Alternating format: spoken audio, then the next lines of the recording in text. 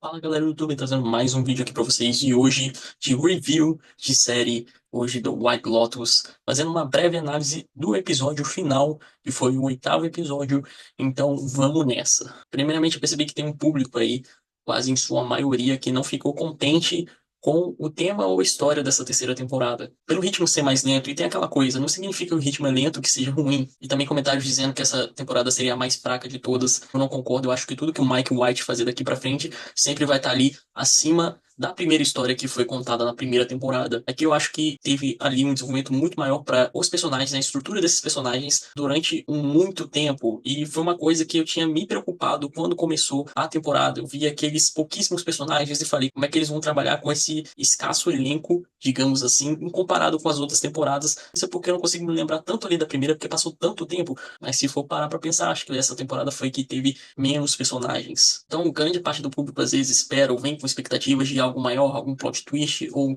sempre tem aquela pergunta, né? Quem morreu na série? Porque a gente sempre começa com um cliffhanger, a gente começa ali pelo futuro. Então, muitas pessoas vão com essa expectativa, querem tiro, porrada e bomba, mas a gente sabe que esse não é o objetivo do Michael White desde o início. A gente viu que esse ritmo seria lento, já mais ali pela metade da temporada já deu pra ver que a gente seguiria aquele enredo mais lento. Bom, e o showrunner vai dizer que essa temporada foi algo ali na construção de personagens entre o espiritual e o carnal. E assistindo a temporada dá pra perceber isso, que os personagens vão ter várias camadas, só que apesar desses insights e talvez desenvolvimento e evolução de alguns personagens, eles vão continuar ali em seus mesmos modus operandi. Eu achei um tema mais levado pra aceitação. Eu tinha assistido até uma crítica ali do PH Santos falando sobre acomodação. Eu acho que o tema mais levado para essa aceitação velada, que não é uma espécie de 100% estou aceitando o que está acontecendo comigo, com o personagem. Houve uma espécie de, para além dessa aceitação, aquele de ver o outro, colocar um outro em um pedestal.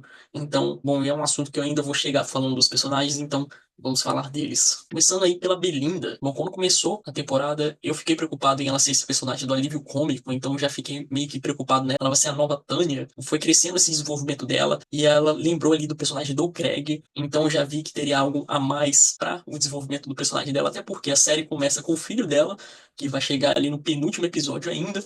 Então o personagem dela já reflete essa coisa da aceitação. Ela estava naquele ambiente ali como uma funcionária que ganhou um extra, digamos assim, ela vai aprender mais ali na Tailândia por ser funcionária do White Lotus. Então, de um modo ou de outro, ela foi uma espécie de Tânia 2.0, ela levou ali meio que um calotezinho igual aconteceu com ela quando a Tânia prometeu que queria dar dinheiro ali para ela investir num centro de massagem. Então, no fim, o sentimento ali dela dar uma virada de chave de conseguir alguma coisa era mais para essa parte do dinheiro, financeiramente. E ela vai aceitar essa proposta aí, até porque o filho também tenta convencer muito ela sobre isso, até que ele vai fazer parte das negociações ali com o Greg, e nessa parte ainda a Belinda ainda aposta mais nisso, né? Dá um truco ali, digamos assim, nessa negociação. Ela vai estar aceitando esse dinheiro, essa coisa, para ela também ficar calada e não falar sobre a morte da Tânia. Bom, e pegando como gancho o Greg, eu acho que eu posso pegar personagem por personagem que teve alguma interação aí. E o Greg, eu não sei se o Mike White vai trazer mais informação dele ou se ele vai cortar o personagem do Greg por aí, porque ele disse que ele não quer mais falar sobre essa coisa das ondas, da água, que na próxima temporada seria algo diferente, e o Greg sempre esteve em todas as temporadas. Ele estava ligado a isso, ele estava ligado à praia. Será que ele vai aparecer? Será que ele vai ser esse amuleto que aparece aí em todas as temporadas? E no final ele conseguiu o que queria.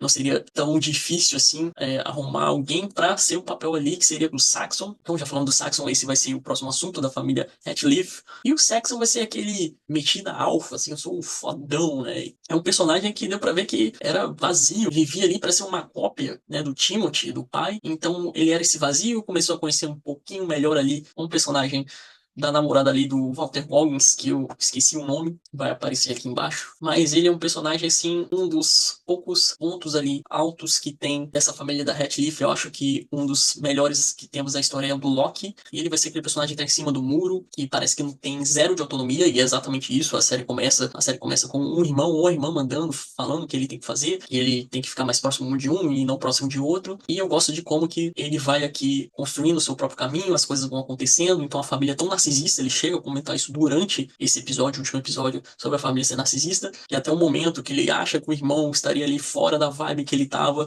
ele vai lá e ajuda o irmão, chega a ser tão absurdo, ele também vai tentar ajudar a irmã ali naquele retiro budista, e que ele acaba gostando, e a irmã fica assim, putz, sério que você gostou? Isso aqui era uma coisa mais pra mim, era uma coisa pra eu me sentir outsider, né? Não sou a pessoa que é contra o que meus pais falam. E no final acaba que a personagem ali da Piper acaba abraçando aquilo que ela já é. Ela aceita o que ela tava tentando não ser e acaba chorando no final, a mãe abraçando ali, e ela acaba aceitando esse papel que ela tem ali numa pessoa endinheirada e o Loki, com toda aquele também, aquela experiência, vida, morte que ele teve, eu acho que dessa vez ele vai aceitar um pouquinho do que ele poderia ser. Essa cena de quase morte dele foi arrepiante. Eu achei realmente que ele ia morrer naquela cena. Cinematograficamente, fotografia, achei incrível ali. Chegando nisso, a gente vai acabar chegando no papel do pai do Timothy, que no final acaba aceitando o que vai vir para ele. Vai vir aí uma tsunami aí para ele, né, de problemas. Até mesmo ele vai perder tudo, ou pode ser que não, mas é incrível que ele só precisou de um empurrãozinho ali do filho do Loki pra falar que ele poderia viver sem dinheiro e todo mundo ali em volta dele só tava abraçando dessa coisa de não dá pra viver sem esse dinheiro, não dá pra viver do jeito que a gente vive. Então que ele tava mergulhado nessa coisa de tomar remédio, tentar um suicídio e também tentar matar a família, o que ele acaba cancelando esse plano de assassinar em massa a família, mas assim, totalmente irresponsável também. É aquele narcisismo absurdo do personagem. É igual eu disse, você tá vendo toda essa aceitação, você tá tendo esses insights dos personagens, só que não passa ali da superfície. E isso que é o bom White Lotus, não é sobre se você tá achando que esse personagem é superficial, não. Ele não vai conseguir fugir muito disso, mas vai ser uma paródia de realmente algumas pessoas que acharam que tiveram alguma evolução ou espiritual ou de outro tipo. Apesar da gente se emocionar com esses personagens, a gente vai ter que também enxergar um pouco por cima, um pouco mais por fora ali desse ambiente da série para ver que como que eles são muito falhos, é claro, não existe ninguém perfeito, mas eles são muito falhos e vão continuar falhando ali em todas as suas ideias mais superficiais, mas é engraçado acompanhar, ver como esses personagens vão entendendo um pouco mais deles, um pouco mais da vida deles, o como é vazio, os desafios que eles têm. Então já vou cortar aqui para o plot das amigas. Foi muito engraçado, você sempre teve aquela coisa de uma tá conversando aqui com a que não foi dormir, digamos assim, a outra foi dormir, então vou falar mal dela porque não tem mais nada para fazer. Então sempre teve toda aquela falsidade, teve uma disputa de superioridade e no final você tem aquela coisa de personagens que estão mais velhas, que são amigas, que não se veem há muito tempo, mas percebem que elas têm umas das outras no final de tudo, então que isso supera essa rivalidade. E o discurso da Laura ali no episódio foi uma coisa que me emocionou. Igual eu disse, a gente vai se emocionar com esses personagens, mas se você não ver um pouco de fora, as coisas vão continuar sendo como elas são, mas é muito interessante ver essa catarse que ela teve quando olha para as amigas e depois conversa, né, que muitas coisas que ela tentou colocar como algo que poderia ter uma virada de chave na vida dela não aconteceu, então que ela não devia estar apegada por esses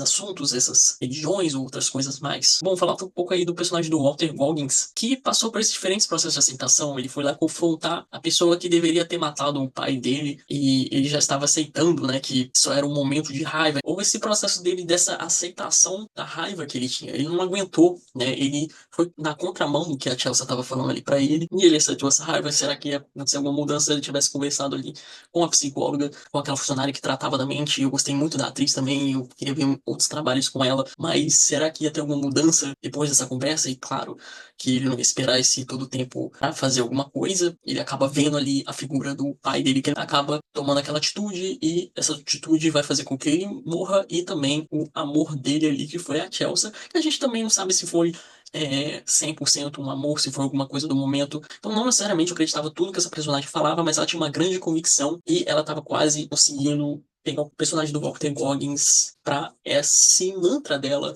e no final ela não conseguiu, e o Walter Goggins tomou a decisão, né? Ele aceitou a raiva em vez de aceitar sua acomodação dele, digamos assim. E o Gator foi outro que subiu, digamos assim, subiu de vida, né? Ele foi ali promovido para a segurança particular da Cita lá, depois de ter matado o personagem do Walter Goggins. Eu vou ficar falando infinitamente aqui, personagem do Walter Goggins. Por uma impressão também, eu sinto que foi pressão ali da personagem, eu esqueci o nome dessa cantora K-pop que fez agora, mas que foi a Mookie. Fez toda essa pressão, ela só se sentia interessada nele se ele tivesse muito mais segurança. E ele acabou fazendo uma coisa que ele não se sentia bem, porque ele disse que violência, algo relacionado a isso, não era uma coisa que ele faria sentir bem. Ele foi na contramão também, ele acaba aceitando algo que ele não é, e isso reflete em outros plots aqui dos outros personagens personagens, igual eu falei, das amigas, elas vão se aceitar ali no final. Será que é isso mesmo? Então também é sobre aceitação e pensar no outro, né? Você fazer pelo outro. E no caso, lembro ali do Loki, que estava fazendo umas outras coisas pelos irmãos, então a experiência de quase de vida ou morte que ele teve foi por causa que ele pegou foi tentar fazer o shake ali que o irmão fazia e acaba se envenenando, né? E era muito burro, né? Tipo, o negócio devia nem cheirar bem e ele fez mesmo o shake com o resto ali de coisa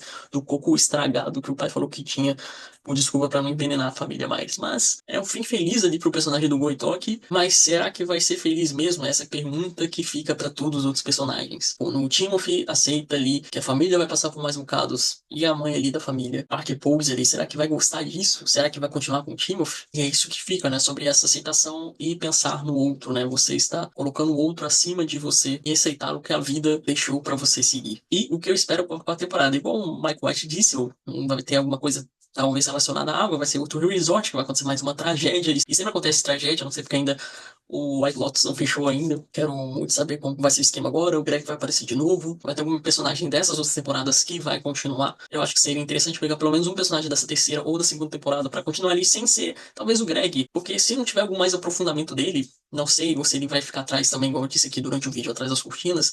Será que seria interessante? Será que seria melhor um desenvolvimento aí? Mas então, o que você espera para a quarta temporada? O que você achou desse final? Se atendeu às expectativas de vocês? Se você curtiu esse vídeo, deixa aí seu like, se inscreve no canal. Eu falo de quadrinhos, série, filme e cultura pop em geral. Eu vou ficando por aqui e até mais.